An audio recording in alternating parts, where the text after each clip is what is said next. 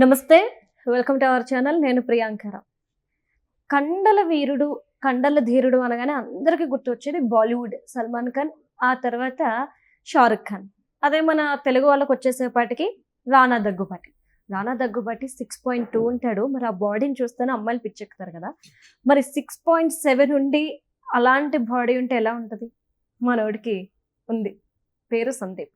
అలానే ఆయన universal classic open body building కాంపిటీషన్లో ఫస్ట్ ప్రైజ్ కొట్టుకున్నాడు. 1 వీక్లో దగ్గర 4 to 5 ప్రైజెస్ వచ్చినాయి. మరి ఒక్కసారి సందీప్తో మాట్లాడేద్దాం. హాయ్ సందీప్, ఎలా ఉన్నావు? First of all congratulations. నీకు 1 వీక్లోనే ఇన్ని అవార్డ్స్ వచ్చినాయి అంటే ఫస్ట్ మాకు ఆశ్చర్యం అనిపించింది. ఎందుకు అంటే వెంట వెంటనే అదృష్టం వరించేసింది నిన్ను. ఎలా ఫీల్ అవుతున్నావు? చాలా హ్యాపీగా ఫీల్ అవుతున్నామ్మా. దీని వెనకాల ఉన్న మా కోచ్, మా అన్న సపోర్ట్ వల్ల, మా అన్న వచ్చేసి అతని ఇన్స్పైర్ వల్ల నేను ఈ ఫీల్డ్లోకి వచ్చాను. ఫిట్నెస్ ట్రైనింగ్ భార్గవ్ అన్న అని. తర్వాత అతను నాకు నరేష్ అన్నని పరిచయం చేసిండు. అతను మా గురువు, నా ప్రెప్ కోచ్ గురు. ఈ మెడల్కి అతనే మొత్తం వెనకాల నుండి నాకు సపోర్ట్ చేశాడు. లాస్ట్ థర్స్డే వచ్చేసి నేను ఫస్ట్ టైం నా లైఫ్లో బాడీ బిల్డింగ్ కాంపిటీషన్ ఆడా, షఫీ షమీ క్లాసిక్ అని. దాంట్లో అసలు నాకు ప్లేస్ కూడా రాలేదు.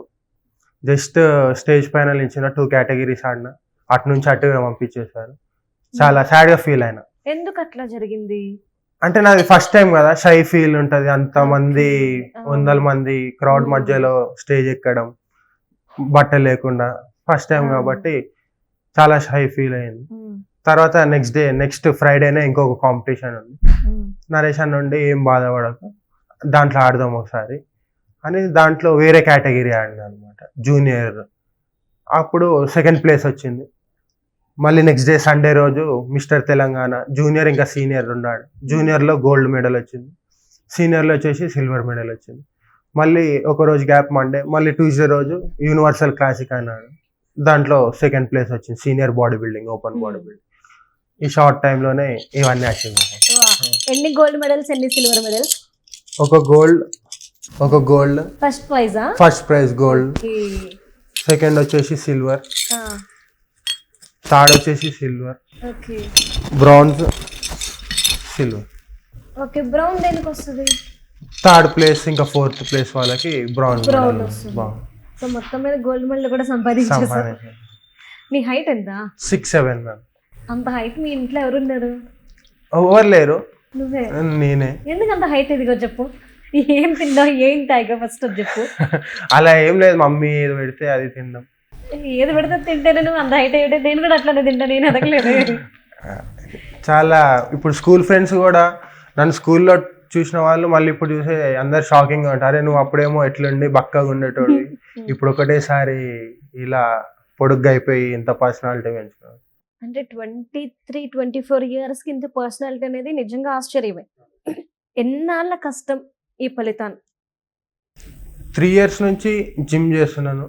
లాస్ట్ 2 years నుంచి భార్గవ్ అన్న నన్ను దగ్గర నుంచి పుష్ చేయడము, ఇట్లా ఈ ట్రైనింగ్ ఫీల్డ్లోకి రావడము, అతన్ని చూసి నేను ఈ ట్రైనింగ్ ఫీల్డ్లోకి వచ్చాను, ఫిట్నెస్ ట్రైనింగ్. తర్వాత ఇది కాదు, బాడీ బిల్డింగ్ కూడా చేయాలని నాకు ఒక డ్రీమ్ ఉండే అనమాట. తర్వాత భార్గవ్ అన్న నరేష్ అన్న పరిచయం చేయించాడు, మా గురువు అతను. సో అతని వల్ల మెడల్స్ వచ్చాయి.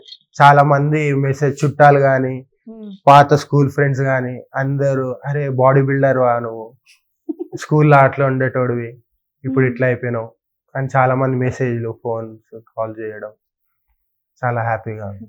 అంటే ఇంత బాడీ బిల్డ్ అవ్వడానికి నీ రొటీన్ ఎలా ఉంటుంది? అంటే ఎవ్రీడే నీ రొటీన్ లైఫ్ ఎలా ఉంటుంది? నేను ఫిట్నెస్ ట్రైనర్ని. మార్నింగ్ 5కి లేయాలి, ఆ ఎగ్స్ అన్ని ప్యాక్ చేసుకోవాలి, ఓట్స్ అన్ని ప్యాక్ చేసుకోవాలి, 6 లోపు మళ్ళీ జిమ్కి వెళ్ళిపోవాలి. జిమ్లో క్లయింట్స్ అందరికి ట్రైనింగ్ ఇచ్చి 11కి అయిపోతుంది. మళ్ళీ 11కి అయిపోయిన తర్వాత మళ్ళీ నేను వేరే జిమ్కి వెళ్ళి ట్రైనింగ్ చేసుకోవడం. నరేష్ అన్న అంబర్పేట నుంచి మాకు ట్రైనింగ్ ఇవ్వడానికి ఈడకు వస్తుండే, అతని దగ్గర నుండి ట్రైనింగ్ ఇచ్చిండు. తర్వాత అది అయిపోయిన తర్వాత 2 o'clockకి మళ్ళీ లంచ్ ప్రిపేర్ చేసుకొని మా మమ్మీ చేస్తుంది. ఆమె లేకపోతే ఈ డైట్ అన్ని నా వల్ల కాదు. సో అంటే నువ్వు ఎవ్రీడే ఎంత చికెన్ తింటావు, ఎన్ని ఎగ్స్ తింటావు, ఎంత ఫిష్ తింటావు, వెజ్జా నాన్ వెజ్జా, ఏం తీసుకుంటావు ఫుడ్? హాఫ్ కేజీ చికెన్ ఎవ్రీడేనా లేదంటే every day half KG chicken, 30 eggs, egg whites, 500 grams పచ్చి కాదు boiled eggs, 500 grams fish everyday ఈ 3 కంపల్సరీ. వెజ్ ఇంకా జోలికి వెళ్ళాను. అయ్యో వెజ్ ఫీల్ అవుతుంది కదా. సో అంటే ఓన్లీ నాన్ వెజ్ తోనే ఇంత బాడీ బిల్డ్. అంటే ఈ 3 years కూడా ఇదే ఫుడ్ డైట్ చేస్తూ వచ్చావా? 3 years నుంచి కాదు, ఈ లాస్ట్ 1 year నుంచి మాత్రం ఇదే ఫుడ్. ఓకే. పర్టికులర్ గా ఓట్స్ అనేది కంపల్సరీనా మార్నింగ్ బ్రేక్ఫాస్ట్? ఓట్స్ అనేది. సో అంటే ఇంత ట్రైనింగ్ తీసుకున్నావు కదా, ఫ్యామిలీ బ్యాక్గ్రౌండ్ ఏంటి? ఎవరి నుండి నీకు బాగా సపోర్ట్ వచ్చింది?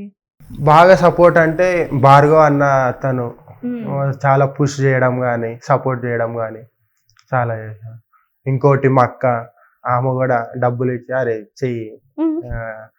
మా ఫాదర్, మా మమ్మీ డైలీ ఆమె కసురుకుంటది, ఇవన్నీ చేయాలా ఇవన్నీ ఫుడ్ ప్రిపేర్ చేయాలా, అది లాస్ట్ కి ఆమెనే చేసి ప్రిపేర్ చేసి ఆవిడ తప్ప మనకి ఇలా చేసి పెట్టేలా ఎవరు ఉండరు. ఇంకా అసలు ఫస్ట్ టైం ఓడిపోయినందుకు ఇంటికి వెళ్ళి చెప్పిన, మమ్మీ ఇట్లా ఓడిపోయినా, ఏం కాదు నీ దాన్ని రాసి పెడుతుంటే వస్తుంది. ఇంకో నెక్స్ట్ డే గ్యాప్ లో సెకండ్ మెడల్ వచ్చింది అనమాట. మా అక్క మా ఫాదర్ కూడా కాంపిటీషన్కి వచ్చారు చూడ్డానికి. అయితే ఆ మమ్మీకి వీడియో కాల్ చేయగానే ఆమె ఏడుస్తుంది. చాలా ఎమోషనల్ అయ్యారు కదా. బట్ ఫ్యామిలీ సపోర్ట్ నీకు చాలా బాగుంది. అంటే ఒక్క ఓడిపోయిన వాళ్ళే సపోర్ట్ చేశారు, గెలిచిన వాళ్ళే చేశారు. సో నాన్నగారికి కూడా నువ్వు ఇలా అవ్వడం ఇష్టమైన? ఎందుకంటే చాలా మంది పేరెంట్స్ కి ఏముంటది అంటే సాఫ్ట్వేర్ ఇంజనీర్ అవ్వాలి, లేదంటే పెద్దగా మంచిగా ఉద్యోగం చేయాలంటారు కదా. సాఫ్ట్వేర్ ఇంజనీర్ చేస్తే వాళ్ళకి ఏముంటది, ఇంటికి వెళ్ళడం రావడం. చూడండి, మొన్న నేను గెలవగానే మా ఫాదర్ స్టేటస్ పెట్టిన, వాళ్ళ ఫ్రెండ్స్ అందరు ఫోన్ చేసి నీకు ఇంత పెద్ద కొడుకున్నాడా, ఇంత పెద్ద బాడీ అచీవ్ చేసిండు. ఆయనకు కూడా రోడ్డు పైన వెళ్తుంటే ఆయన అన్న మీ కొడుకు ఇంత మంచిగా అచీవ్ చేసిన బాడీ, అది ఇంటికి ఫ్రెండ్స్ అందరు రాగానే కంగ్రాట్స్ చెప్పడానికి వస్తా, చాలా హ్యాపీగా ఫీల్ అవుతున్నా. అట్లాంటి హ్యాపీ సాఫ్ట్వేర్ ఫాదర్స్ కి రావు కదా. నిజంగా ఒక వర్డ్ చాలా బాగా చెప్పావు. అంటే మీ పేరెంట్స్ కి ఎక్కడ హ్యాపీనెస్ ఉంటుంది అనేది నువ్వు చాలా చక్కగా అర్థం చేసుకున్నావు. అంటే వాళ్ళ హ్యాపీనెస్ నీ కెరియర్ నువ్వు సాధించిన దాంట్లో ఉంటుంది అని. అంటే ఫినాన్షియల్ మొత్తం నాన్నగారు హ్యాండిల్ చేసేవాళ్ళ? బట్ నీ వరకు జిమ్ ట్రైనింగ్ కి వెళ్ళి, జిమ్ ట్రైనింగ్ లో కూడా నేను ఎక్కడైతే జిమ్ చేశానో మా ఓనర్ బాలు యాదవ్ అని, అన్న కూడా సపోర్ట్ చేశాను. ఇట్లుంది బాడీ బిల్డింగ్ చేశాను, సరే అని సపోర్ట్ చేశాను. అంటే యాక్చువల్లీ నేను ఇన్స్టాలో నీ ఫొటోస్ అవి చూసినప్పుడు, అంటే నీకు అవార్డు వచ్చినప్పుడు చూసినప్పుడు బాడీ చాలా బ్లాక్ కలర్ లో షైన్ అవుతుంది. సో మీరు ఏం రాస్తారు ఆ బాడీ? అది ట్యానింగ్ రాస్తారు, దాని వెనకాల పెద్ద స్టోరీ ఉంటుంది. ఏంటో చెప్పు. ఇప్పుడు బాడీ బిల్డింగ్కి వెళ్ళాలంటే ఒక్కరి వల్ల కాదు, ఒక్కరి సింగర్గా వెళ్ళి చేసేది వచ్చేది కాదు, దాని వెనకాల ఫ్రెండ్స్ ఉండాలి. అయితే నేను 4 కాంపిటీషన్స్కి వెళ్ళినప్పుడల్లా మా ఫ్రెండ్స్, మా జిమ్ ఫ్రెండ్స్ వాళ్ళు వచ్చారనమాట. నా వెనకాల భార్గవ ఆయననే వస్తుండే, తర్వాత మా ఫ్రెండ్ శేఖర్, మింటూ అని వాళ్ళే వస్తుండే. వాళ్ళు ట్యానింగ్ వేస్తుండే, ఆ ట్యానింగ్ మళ్ళీ కొంతసేపు అయితే చెమటలు గారి మళ్ళీ పోతా ఉంటాయి అనమాట. పూస్తా ఉండాలి, దాన్ని ఊపుతా ఉండాలి డ్రై అవ్వడానికి. మా ఫ్రెండ్ శేఖర్ ఇంకా మింటూ వాళ్ళు కూడా చాలా కష్టపడ్డారు అనమాట ఆ ట్యానింగ్ దగ్గర. అంటే అంత కష్టపడితేనే నీ బాడీ అంత చక్కగా కనిపిస్తుంది అనమాట. అంటే నాకన్నా ముందు వెయిట్ కేటగిరీస్ వాళ్ళు 60 నుంచి 85 రావాలంటే చాలా వెయిట్ కేటగిరీ డిఫరెన్స్ ఉంటాయి కదా. వాళ్ళందరిది అయ్యే లోపల నాది అంత టైం పడుతుంది. అప్పుడు లోపల ఆ ట్యానింగ్ అలానే ఉండాలి. మళ్ళీ చెమట గారగానే అది మొత్తం గారిపోతుంది కదా. వీళ్ళు పక్కనే ఉండి ఊపుతూ, మళ్ళీ ట్యానింగ్ ఏదైనా ఖరాబ్ అయితే మళ్ళీ దాన్ని రుద్దుతూ. బట్ నేనేమనుకునేదాన్ని అంటే కోకోనట్ ఆయిల్ రాస్తారేమో, అందుకే అంత షైన్ ఉంటుందేమో. అదొక డిఫరెంట్ లిక్విడ్. ఎన్ని కేటగిరీస్ ఉంటాయి బాడీ బిల్డింగ్ లో? డెనిమ్ జీన్స్ అని ఒకటి ఉంటుంది, మెన్స్ ఫిజిక్ అని ఒకటి ఉంటుంది, క్లాసిక్, ఓపెన్ బాడీ బిల్డింగ్ అని ఉంటుంది. నేను స్టార్టింగ్ ఆడింది డెనిమ్ జీన్స్ ఇంకా మెన్స్ ఫిజిక్, దాంట్లో అసలు నాకు ప్లేసే రాలేదు. నెక్స్ట్ ఓపెన్ బాడీ బిల్డింగ్ ఆడ, అప్పుడు నాకు సెకండ్, ఇంకా first place, second, first place అట్లా. సో అంటే ఇన్ని వేస్ ఉండకి ఇది ఒక్కటే నువ్వు చూస్ చేసుకున్నావు చూడు, వై? అంటే ఏం చూసి ఇన్స్పైర్ అయ్యో నువ్వు బాగా? ఏంటంటే ఫస్ట్ మా మమ్మీకి నేను పోలీస్ అవ్వాలని చాలా డ్రీమ్ ఆమె. నైస్. అయితే దానికి కూడా నేను ఓకే అని ప్రిపేర్ అయ్యి ఈవెంట్స్ లో పోయిందనమాట. ఓకే. ఇంకా ఇంట్లో ఉంటే ఈ పర్సనాలిటీని చూసి అందరూ అరే ఇంత హైట్ ఉన్నావు ఏదో ఒకటి చేయొచ్చు కదా, ఏదో ఒకటి చేయొచ్చు కదా.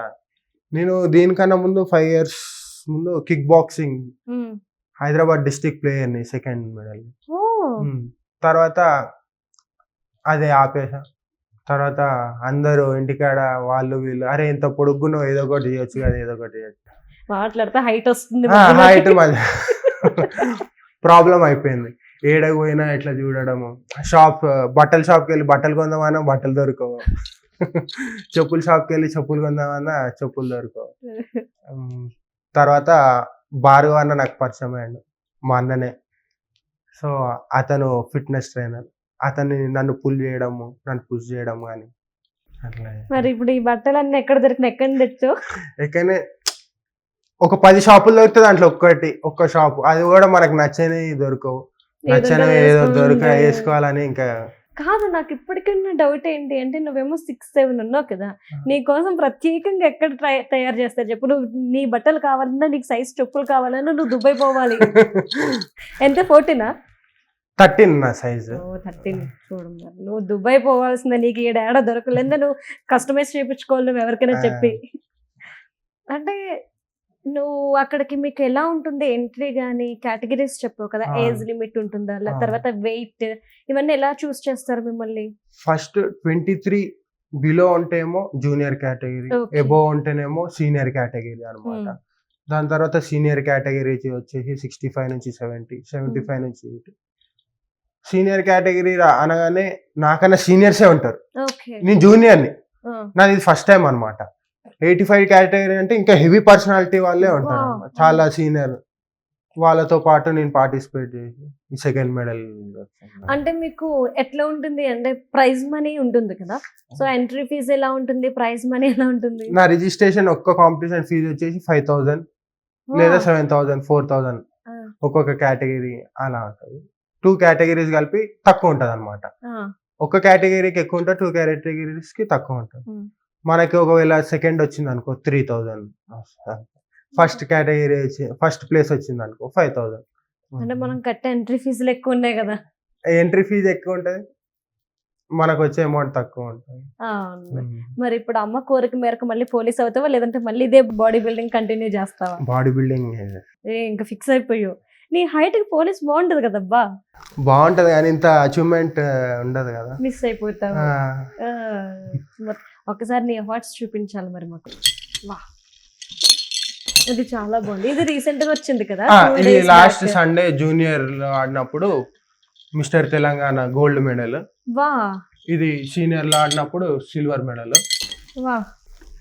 లాస్ట్ ట్యూస్డే రోజు ఆడినప్పుడు సెకండ్ మెడల్. ఇది సెకండ్ ప్రైజ్ అన్నమాట, ఫేమస్ క్లాసిక్. మొత్తం మీద చాలా బాగా వచ్చినాయి నీకు. సో మొత్తం మీద నెక్స్ట్ ఏం చేయాలనుకుంటున్నావు? ఇంకా ఇంకా ఇలాంటి ప్రైజెస్ కొట్టాలనుకున్నావా, లేదంటే ఒక జిమ్ స్టార్ట్ చేసి ఇట్లా నువ్వు ముందుకెళ్ళాలనుకుంటున్నావా? ఇంకా అచీవ్మెంట్ చేద్దామా, మెడల్స్ అచీవ్మెంట్ చేసి. మొత్తం మీద 6.7 హైట్ ఉన్న వ్యక్తి ఎలా ఉంటాడు నాయన అంటే రానాని అందులో చూపిస్తారు, బాహుబలి సినిమాలో ఉన్న రానాని చూపిస్తారు. ఇప్పుడు నిన్ను చూపించాలి. రాజమౌళికి గనుక నువ్వు కనిపించావంటే తీసుకెళ్లి సినిమాలో ఖచ్చితంగా పెట్టుకుంటాడు. ఎప్పటికప్పుడు ఖచ్చితంగా ఇంటర్వ్యూ ద్వారా చూడాలి నిన్ను. మంచి స్టోరీ డిజైన్ చేసుకుంటాడు నీ కోసం, ఎందుకంటే మరి అన్ని కండలు అంత హైట్ ఇప్పుడు మన ఇండస్ట్రీలో ఎవరు లేరు. 6.7 తెలుసా విషయం? అంత హైట్ ఎలా ఎదిగావో నాకు అర్థం కావట్లేదు. కాంప్లైంట్ తాగావా, హార్లిక్స్ తాగావా, బూస్ట్ తాగావా, ఏం తాగావా? రోడ్ పైన కనిపించిన ప్రతి ఒక్కరు క్వశ్చన్ ఇదే, ఏం తాగి ఇంత హైట్? అవును, ఇంత హైట్ వరకు అవుతారా, లేదంటే వేలాడావా, ఎవరో ఒకటి ఉంటది కదా. జనరల్ గానే హైట్. డాడీ హైటా? God gift. ఇంకా సందీప్, నాకు ఒక డౌట్. నువ్వు 6.7 ఉన్నావు కదా, ఆడపిల్లల హైట్ ఎట్లా లేదన్నా 5.9 ఎండ్ కదా. ఇప్పుడు నీకు మీ మమ్మీ వాళ్ళు పెళ్లి చేయాలంటే ఎంత హైట్ ఉన్న అమ్మాయిని ఎక్కడి నుంచి నెతికి తీసుకురావాలి చెప్పు? ఎవరినైనా అమ్మాయిని చూడాలన్నా నువ్వు ఇలా చూడాలి, అమ్మాయి నిన్ను ఇలా చూడాలి, ఎలా చూస్ చేసుకుంటావు చెప్పు? హైట్ పర్టికులర్ నీకు ఇప్పుడు ఫస్ట్ ఆఫ్ ఆల్ నన్ను చూసి ఎవరి దగ్గరికి రారు, అమ్మో వీడు ఇంత హైట్ కొంచెం రూడ్గా ఉంటాడేమో అని. అయ్యో వచ్చి మాట్లాడిన తర్వాత అర్థమైంది ఇంత సెన్సిటివ్ అబ్బాయి. సెన్సిటివ్ సరే, అసలు ఫస్ట్ డేర్ చేయాలి కదా నిన్ను చూసి. వామ్మో పెద్ద టాస్క్ ఆంటీ. మీకున్న పెద్ద టాస్క్ ఏంటంటే మీ అబ్బాయికి పెళ్లి చేయడం. ఇప్పుడు ఆ height కి తగ్గ అమ్మాయి ఏడ దొరుకుద్దో నాకైతే తెలీదు. నాకు తెలిసి ఇరు తెలుగు రాష్ట్రాల్లో అయితే దొరకదు. ఎక్కడి నిండా పెట్టి పుట్టాలి. నువ్వు నిజంగా నువ్వు అనుకున్నట్టు ఇలాంటి అచీవ్మెంట్స్ ఎన్నో రావాలి. ఎందుకు అంటే నీ అచీవ్మెంట్స్ లో మీ ఫ్యామిలీ హ్యాపీనెస్ ఉంది, నీ కెరీర్ ఉంది, అండ్ ఒక చిన్న కుటుంబం నుండి వచ్చిన వ్యక్తి ఇంత మంచిగా సాధించాడు అంటే అది వేరే లెవెల్. అంటే ఒక 10 మందికి నువ్వు రోల్ మోడల్ గా నిలుస్తావు.